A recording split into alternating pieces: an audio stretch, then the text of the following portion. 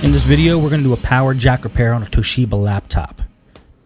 Now, what's wrong with this computer is the tip on the inside of the power jack is loose. So I'm going to open it up and see if I see anything on the jack itself or inside the jack that would show what's happening in there and get it fixed up.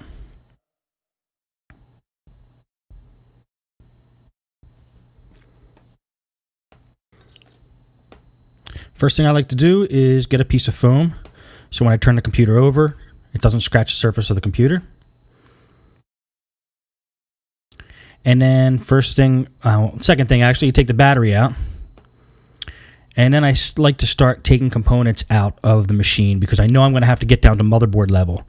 So I'm going to take the memory out, hard drive, anything that's attached to the motherboard that's going to stop me from getting the whole computer apart.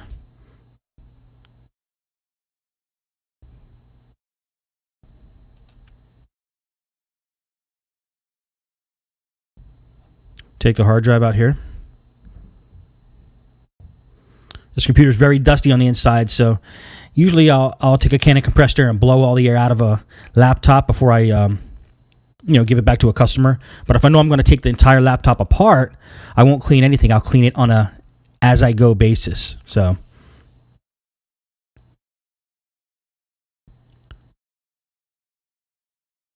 most machines, the sequence I like to do it is to get that front top plate off. This allows me to get access to the keyboard and the screen, which are two things I like to take off next. So I'm just inspecting this top plate. A lot of times these top plates, in other words, that plate above the keyboard, a lot of times it's screwed in from the bottom of the machine. So if there are screws on the underside, you want to get them off first. Now I'm trying to pull this off. There's a lot of pressure keeping it on. So I suspect that there's screws holding it in from the bottom. Now, even if I'm wrong, I'm still going to unscrew these screws just to be sure. Again, rule number one in repairing laptops, if something feels like it's about to break or is going to break or you have to put excess pressure on it, then stop what you're doing because something's wrong. Now, I figured since I was under the computer here, just take all the screws out from the bottom. I'm going to need to do that anyway, so I'm going to go ahead and do that.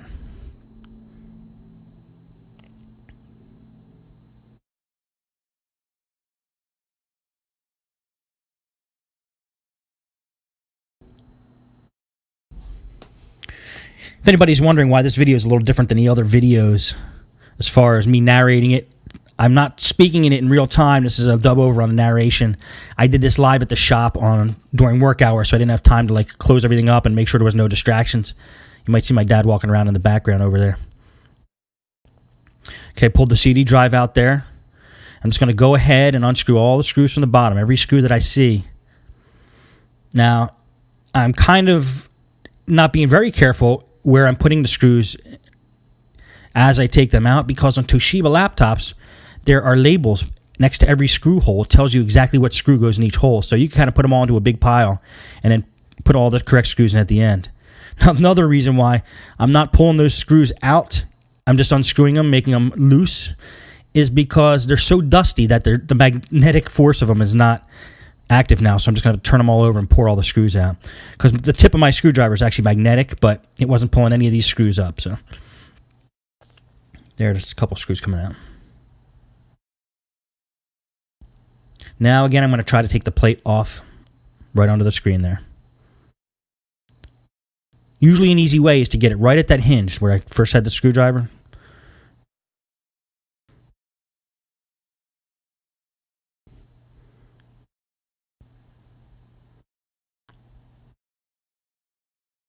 Now just keep finessing it till you find out where you actually are able to pull it off. You don't want to force anything. The plastic breaks real easy. So just take your time and find out where the plate is going to come up the easiest.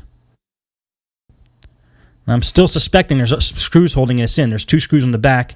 I'm going to take them out now just in case they're holding something in, but I don't think that they are.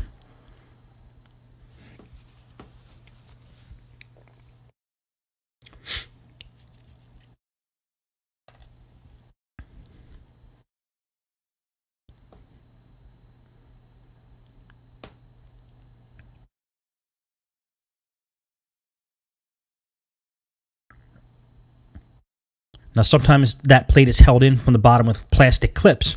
So if you see any clips on the bottom, you can try to pry them off from the bottom. But in this case, still no luck. So there's no screws holding it in now. There's got to be a way to just pull it off. So there we go. And it came off real easy after that. Or fairly easy. You might be able to see all the dust in that computer. It's pretty bad. Take the 2 screws off that are holding the keyboard on. They're usually tinier screws. And then the ribbon cable's fastened in there. You just got to pull the little bracket off and take the ribbon cable out. Next thing I'm doing is taking off the screen. Now you'll notice the 2 wires, not where my hands are, but on the other side of the screen there, over there. 2 black and white wire going to the wireless card. Probably would have been a better idea if I took those wires off of the wireless card before I unscrewed the screen. This way I don't have to do a balancing act with the screen as I'm taking those wires off. But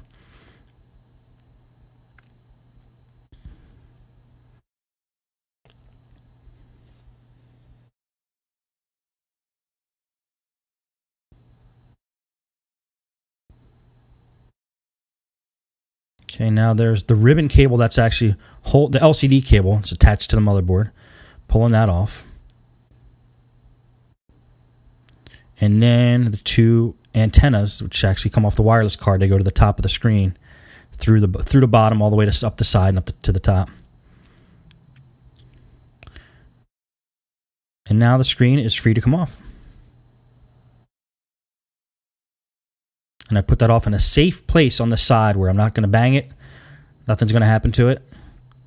Now I just have the top and bottom plate to take off before I get to the motherboard. And the wireless card, which I'm pulling out right now.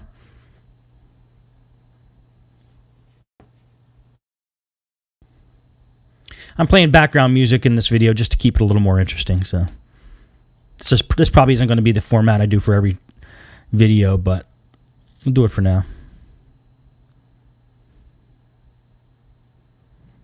And then I like to take any ribbon cables that are attached off, because if I'm going to be pulling the top plate of this computer off of the bottom plate to get to the motherboard, you want to make sure that no ribbon cables are connected, because if you break them, they're not fun to repair.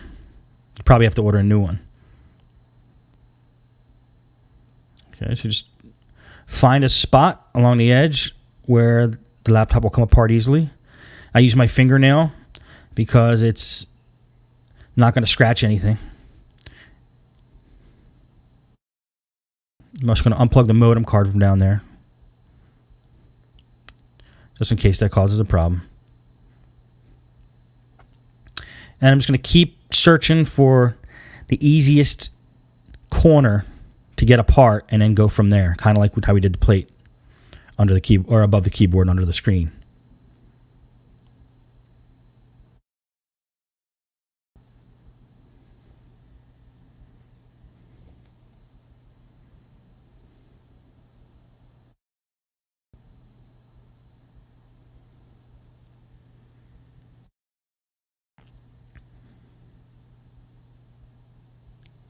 Okay, it's having a little trouble getting it apart. So just want to make sure, if you're having any trouble getting these 2 sides apart, make sure there's no screws holding them together. And once you're doubly sure of that, then you can start putting a little more pressure, but not enough where you think you're going to break something. Just enough to get the job done.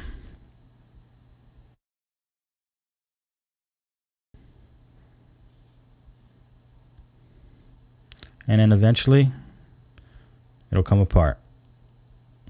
Eventually, you'll hit the right latch. Everything will come apart okay. Now, see, it wasn't coming apart. I noticed there was still 1 screw in there. So let's get that out of the picture. Try it again.